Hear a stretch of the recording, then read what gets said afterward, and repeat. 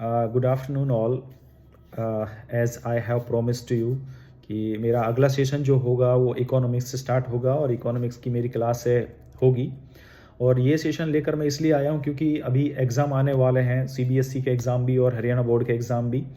तो उन बच्चों के लिए जो बच्चे एग्ज़ाम के लिए तैयारी कर रहे हैं उनके लिए ये सेशन बहुत इंपॉर्टेंट होने वाला है।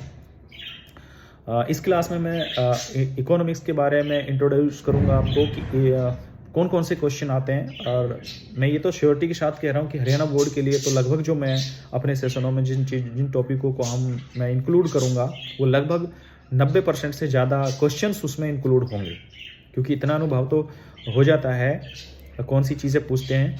तो वो इसलिए ये बहुत इंपॉर्टेंट सेशन हो गया।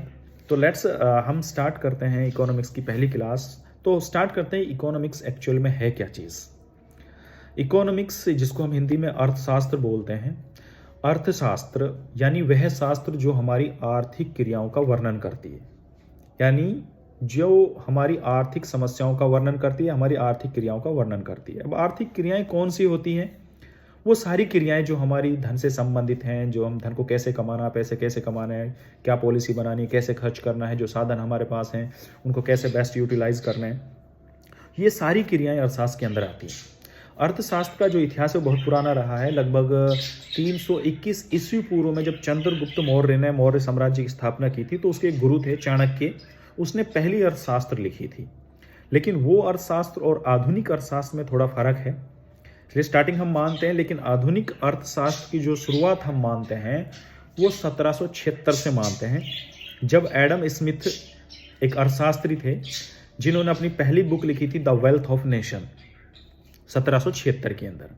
उन्होंने अर्थशास्त्र की डेफिनेशन दी थी इसमें, और उसने अपनी पूरी बुक के अंदर यही चीज़ें बताई गई थी। उन्होंने एक वर्ड था धन संबंधी परिभाषा हम बोल सकते हैं इसके अंदर, जो उन्होंने अपनी परिभाषा दी, धन संबंधी परिभाषा। तो उसने ये बताया कि धन को कैसे कमाना है, कैसे खर्च करना है। बाद में अलग बात है कि उसमें सुधार किया गया, उसको क्रिटिसाइज किया गया। बाद में एल्फ्रेड मार्शल ने 1890 में द प्रिंसिपल ऑफ इकोनॉमिक्स दूसरी बुक लिखी थी, जिसमें उसने भौतिक वस्तुओं का वर्णन किया था। उसके बाद फिर और सुधार हुआ जॉन रॉबिन्सन ने। आज जो हम सबसे ज़्यादा ट्रस्टेबल जो डेफिनेशन है अर्थशास्त्र की वो जॉन रॉबर्टसन का है।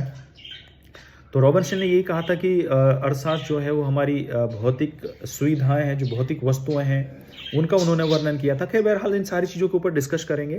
तो पहली बात आती है कि अर्थशास्त्र है क्या। तो अर्थशास्त्र वह शास्त्र है जो हमारी आर्थिक समस्याओं का वर्णन करता है, जो हमें ये बताती है कि हमारी जो आर्थिक